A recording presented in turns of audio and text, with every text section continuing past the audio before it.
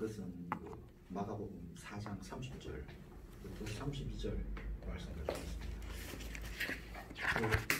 이 수업 시간에 들어보면 이제 관찰하고 해석하고 주장하고 그런 말씀을 하시는데 저는 아무리 봐도 그렇게까지는 못할 것 같고, 그래서 이제 저 나름대로 성경 구절 중에서 제 마음에 와닿는 부분도 있고, 그리고 제가 이제 평상시에 한번 생각했던 그런 부분들을 갖다가 좀 충족시켜 줄 수 있는 그런 부분에 대해서 그 구절을 갖다가 정했습니다. 4장 30절, 또 이르되 우리가 하나님의 나라를 어떻게 비교하면 또 무슨 비유로 나타낼까? 31절은 겨자씨와 같으니 땅에 심길 때는 땅의 모든 씨보다 작은 것이로되, 32절은 심긴 후에는 자라서 모든 풀보다 커지며 큰 가지를 내나니 공중의 새들이 그 그늘에 깃들일 만큼 되느니라.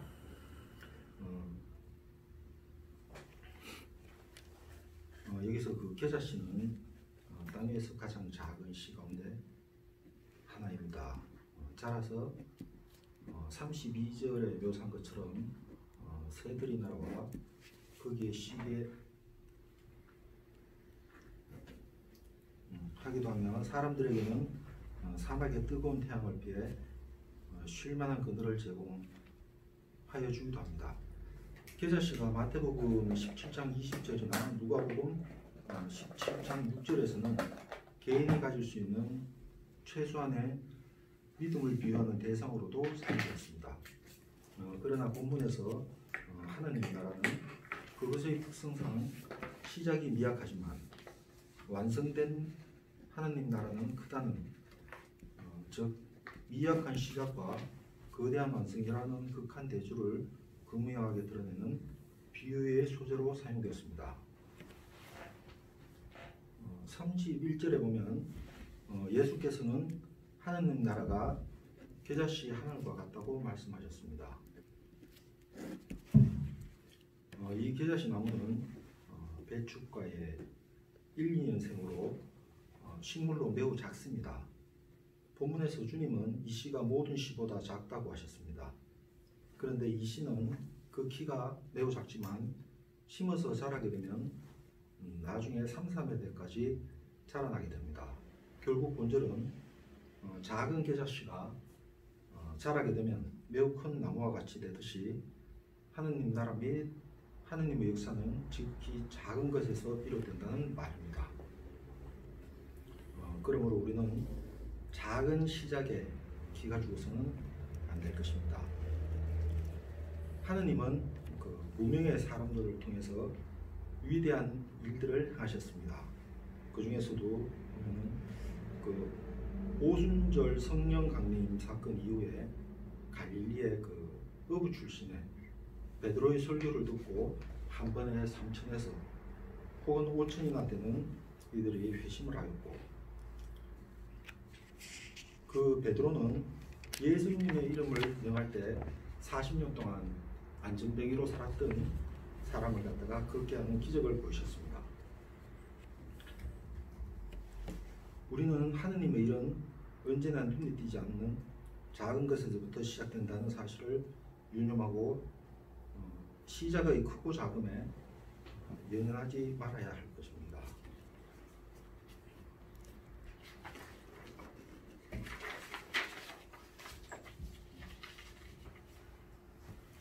우리는 주께서 행하시는 일을 시작의 크기라는 잣대로 평가해서는 안 되겠습니다.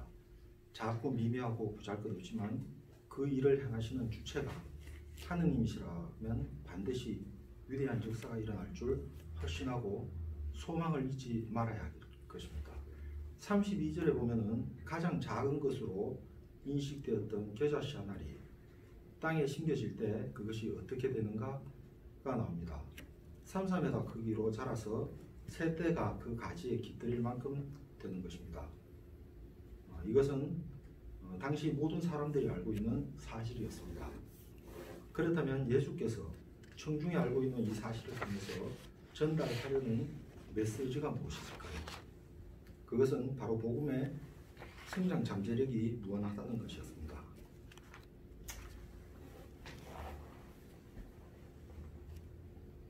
종교 지도자들이 보기에는 예수님 당시 복음은 아주 작게 보였고 미묘했을 것입니다. 그러나 그 복음은 예루살렘을 넘고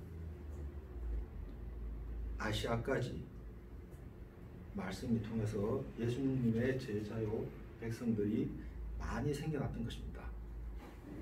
우리는 복음이 지닌 무한한 성장 잠재력을 신뢰하고 이것을 전파하는 일에 힘을 기울여야 할 것입니다. 제가 아는 친구이면서 목회의 길을 걷고 있는 목회자가 있습니다. 그 일본과 중국에서 목회를 하고 있는데 10여 년, 15년 정도 되었는데 아직까지 복음을 전파한 시간에 비해서 복음을 받아들인 그런 사람들은 많이 작습니다. 그만큼 힘든 일이지만 많은 사람들이 아직까지 그런 복음 전파에 노력하는 것을 보고 있으면 제 마음 한 구석도 이렇게 그 길을 따라갈 수 있을까 하는 그런 의구심을 가끔 느낄 때가 있습니다. 많은 사람들이 이제는 그 부흥의 시대가 끝났고 개탄하고 하는 소리를 들을 수 있습니다. 아직도 부흥은 계속되고 있습니다. 다만 부흥을 일으키는 원동력은 복음 전파가 중단되었다는 것입니다. 이 땅에 시작된 하느님 나라는 땅에 심지운 씨앗 하나와 같이 보잘것없어 보입니다. 그러나 그 씨앗이 자라고 성장하면 많은 열매를 맺고 또 새들이 깃들일 수 있게 되듯이 하느님 나라도 완성되는 그날 영광과 능력으로 우리 가운데 임하게 될 것입니다. 아멘. 네, 써주시고요. 7분 하셨어요. 네, 제가 한 15분 정도 준비하고 오셔야 되는데 뭐 상관없습니다. 설교에 짧고 긴 거는 사실 상관없습니다. 7분 정도 하셨는데 그거는 뭐 큰 문제는 아닌 것 같고요. 자, 뭐 해주실 말씀 코멘트를 해주시죠. 좋았던 점, 좀 고쳤으면 좋겠다는 점. 이거는 그 전사님을 공격하는 게 아닙니다. 아시죠? 우리가 말 그대로 충고와 조언을 해드리는 것이기 때문에 잘 받으셨으면 좋겠어요. 자, 여러분들이 먼저 이야기해 보세요. 좋았던 점은 준비는 잘 열심히 하신 것 같아서 좋았고요. 아쉬웠던 점은 목소리를 조금만 더 크게 해주셨으면 더 좋았어요. 네, 저도 그걸 적어놨거든요. 설교는 그 대상자에게, 그러니까 상대방에게 하는 거잖아요. 그러니까 상대방에게, 물론 뭐 요즘 마이크를 다 쓰니까 큰 문제는 없을 거라는 생각은 들기는 합니다만은 그래도 여기 있는 우리들에게도 목소리가 정확하게 전달되지는 않았어요. 그러니까 조금 더 크게 하셨으면 좋았겠다 하는 생각이 들었습니다. 네. 또 뭐?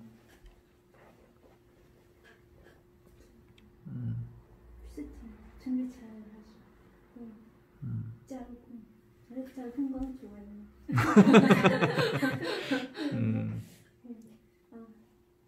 그거는 우리한테도 어려운 점이에요. 그 얼굴 계속 숙여 있는 거.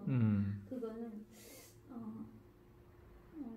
듣는 사람한테도 뭐랄까 이상하고 지겨울 수도 있어요.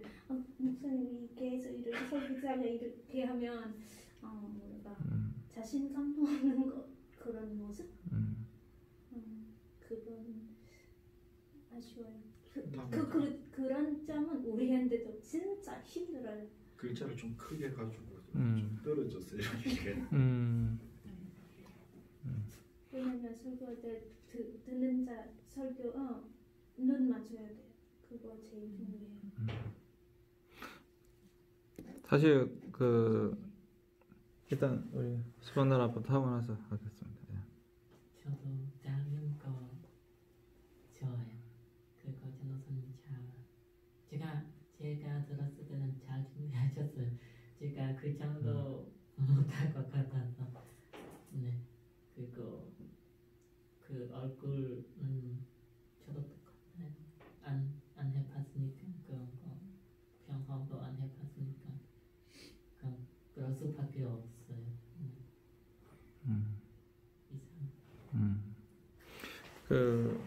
자, 지금 전사님이 하신 건 설교잖아요. 그러니까 설교라고 한다면 설교를 듣는 사람들을 압도해야 됩니다. 그게 10명이든 100명이든 1000명이든 압도를 해야 되거든요. 그리고 요즘에 이제 제가 잘 보는 그 프로가 이제 그 팬텀싱어인데, 팬텀싱어의 앞에 그 프로듀서들이 쫙 앉아 있잖아요. 그분이 다 대가들이죠. 앉아 있는데 그게 나와서 이제 떨어뜨리는 거거든요. 그것도 똑같이 떨어뜨리는 건데, 그 사람들이 정말 그 프로듀서들을 감동시키기 위해서 최선을 다해 노래를 한 곡 한다고요. 딱 짧은 5분 정도 노래를 정말 많이 준비해서 한다고요. 그러니까 설교는 물론 제가 이렇게 딱 맨 앞에 앉아가지고 이렇게 앉아 있으면 사실 굉장히 부담스럽죠. 굉장히 부담스러워요. 그래서 제가 일부러 저 옆에 앉아서 사실 하기도 합니다. 왜냐하면 다 앞에 앉아 부담스럽잖아요. 그래서 그런데 앞에 누가 앉아 있더라도 설교는 압도할 수 있어야 돼요. 설교를 듣는 사람을 압도할 수 있어야 돼요. 굉장히 중요한 거거든요. 사실 몇천 명, 몇만 명, 몇십만 명이 모여도 그 청중을 압도할 수 있어야 돼요. 저는 이제 설교를 하러 이렇게 다니니까 성도가 몇십 명 앉아 있든, 아니면 성도가 몇백 명이 앉아 있든, 몇천 명이 앉아 있든, 저는 몇만 명까지는 설교를 못 해봤지만 몇천 명 앞에서는 설교를 많이 해봤으니까 몇천 명이 앉아 있든 그 성도의 기가 눌리면 됩니다. 정말 몇백만만 앉아 있어도 기가 눌릴 수 있거든요. 또 성도들이 앉아서 설교 듣는 자세가 별로 좋지 않아요. 딱 잘 듣고 이렇지 않아요. 특별히 장면이 눈 딱 감고 보면 뭐 설교 듣겠다는 건지 말겠다는 건지 딱 앞에 앉아가지고 눈 딱 감고 이렇게 정말로 그런 거 정말 많습니다. 네.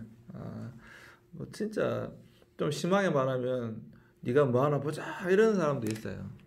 그럼에도 불구하고 그런 사람들 압도할 수 있어야 됩니다. 압도하려면 어떻게 해야 되느냐? 이 내용을 다 외워야 됩니다. 아까 방금 팬텀싱어 말씀드린 것처럼 팬텀싱어에 나오는 사람들이 그 한 곡을 하여튼 너무 수십 번 수백 번 연습해서 다 외워서 그리고 자유롭게 표현하듯이 이 설교도 마찬가지입니다. 일단 설교를 다 외워요. 그게 자신감이거든요. 설교를 다 외워야, 물론 처음 끝까지 보지 말라는 건 아닙니다. 볼 수 있습니다. 봐도 됩니다. 봐도 되는데 그걸 이 보는 횟수를 최대한 줄여야 됩니다. 그리고 큰 대지들 또 특별히 이걸 읽어야 될 내용 부분인데, 그게 뭐냐, 성경 본문입니다. 성경 본문은 틀리면 안 되니까, 토시 하나 틀리면 안 되니까 딱 그대로 같이 보고 읽어주는 것이 좋고, 그 외에는 웬만하면 본문을 원고지를 안 보고 하려고 노력하는 것이 굉장히 좋습니다. 그래서 아까 설교하실 때 나중에 한번 보세요. 표정이 어떠신지 한번 보시면 딱 나올 텐데, 이렇게 뒷손질을 하고 계세요. 벌써 쉬는 것도 아닌데, 설교가 이제 벌써 나오신 게 아니잖아요. 근데 이렇게 완전히 딱 그러고 계시니까 근데 불 서는 것 같아요. 지금 이 세워놓고 이제 불 주는 것 같아요. 그러니까 완전히 불 주는 듯한 느낌이 들어서 이 불 서시는 것 같았어요. 그러니까 그 행동은 정말로 그 행동은 정말로 고치셔야 됩니다. 설교할 때 제일 어려운 게 뭐냐면 정말이면 설교할 때 제일 어려운 게 눈의 시선 처리이기도 하고요. 두 번째로 어려운 게 손처리예요. 손처리. 모든 설교자가 마찬가지. 이 손을 처리하는 게 딱 그게 제일 좋은 자세거든요. 자연스럽게 그렇게 손을 올리고 있는 게 제일 좋은 자세예요.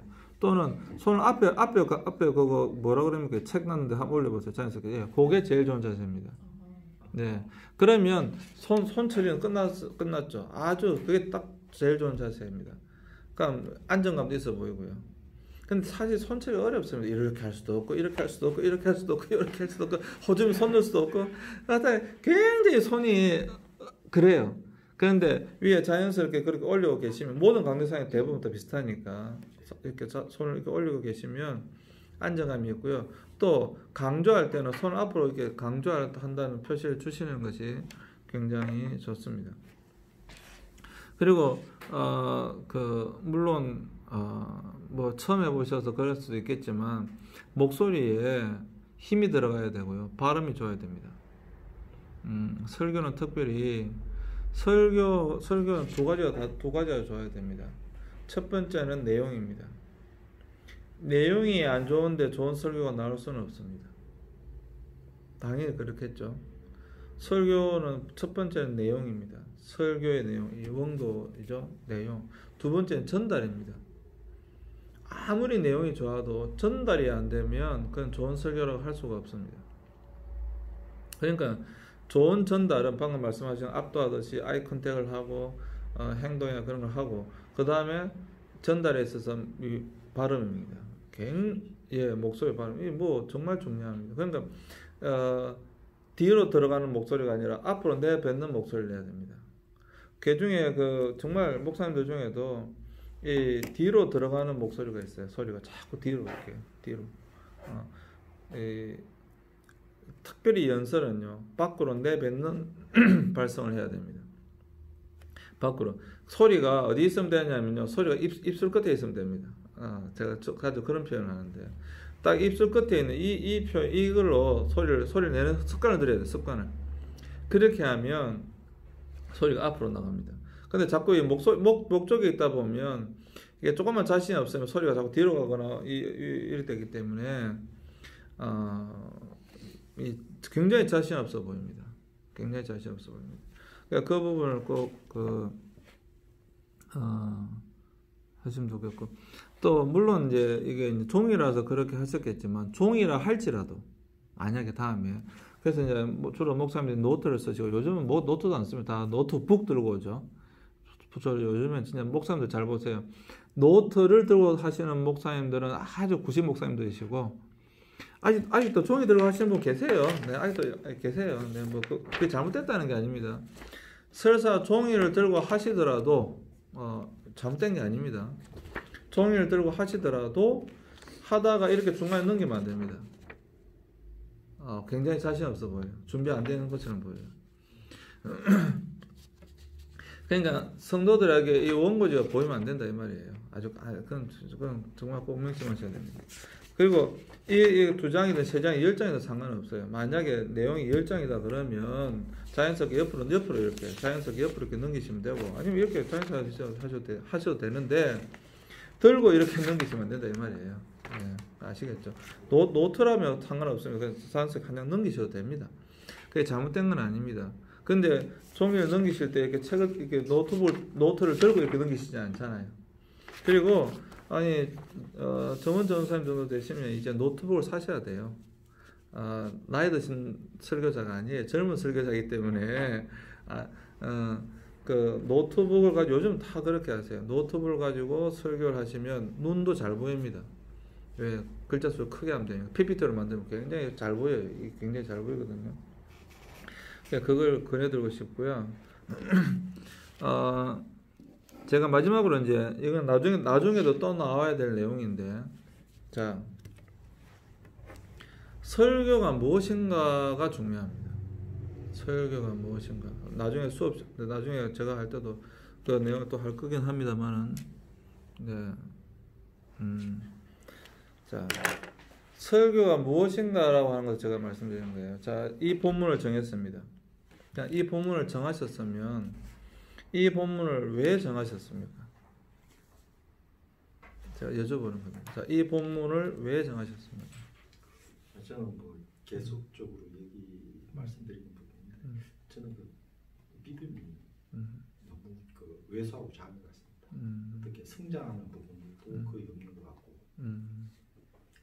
그런데 이제 여기 말씀을 보면 이제 하느님이 함께 계신다, 저와 함께 가신다, 이런 부분들이 저를 갖다 이렇게 잡아줬으면 싶은데 저는 좀 그런 부분들이 좀 적습니다.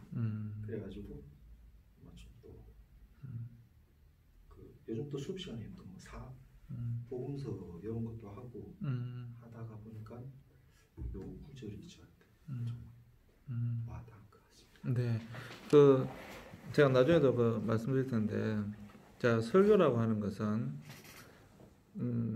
정은 전사님 본인이 깨달은 말씀이든, 그게 제일 중요한 거예요. 사실 내가 깨달은 말씀, 은혜 받은 말씀이라고 합니다. 그걸 본인이 은혜 받은 말씀이든 아니면 시대적 상황, 그러니까 지금 코로나 바이러스가 시대적 상황이 되겠죠.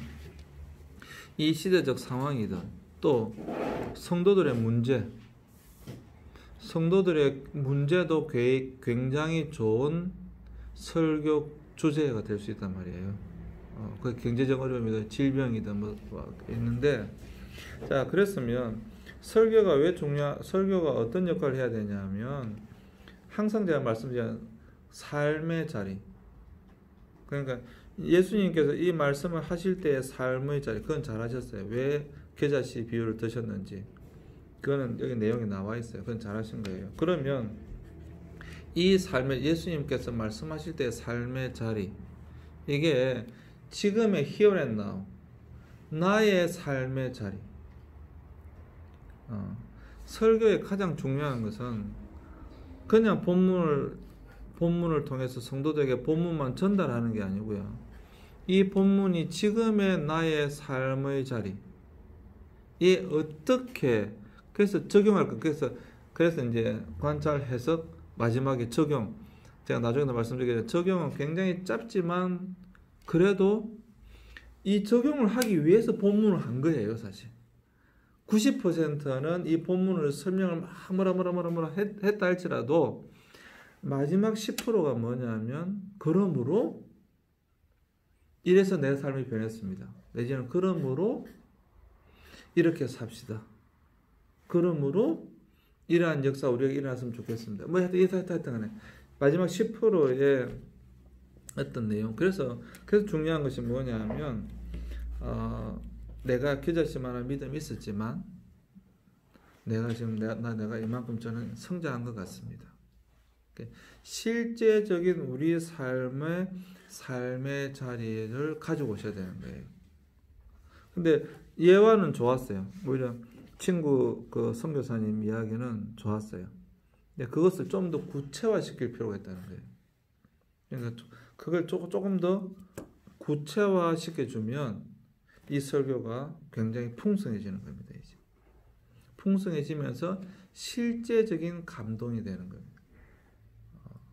그게 나중에 또 말씀드리겠습니다. 그래서 그런 걸 제가 이걸 일부러 녹화하는 거예요. 그러니까 여러분 가셔가지고 직접 하신 표정도 좀 보시고, 나 다음부터 안 해 이러지 마시고 실제적인 표정도 좀 보시고요. 그 다음에 제가 말씀드린 말씀하신 이런 부분들도 잘 이렇게 보셨으면 좋겠습니다. 네, 박수해 주세요. 수고하셨습니다. 네.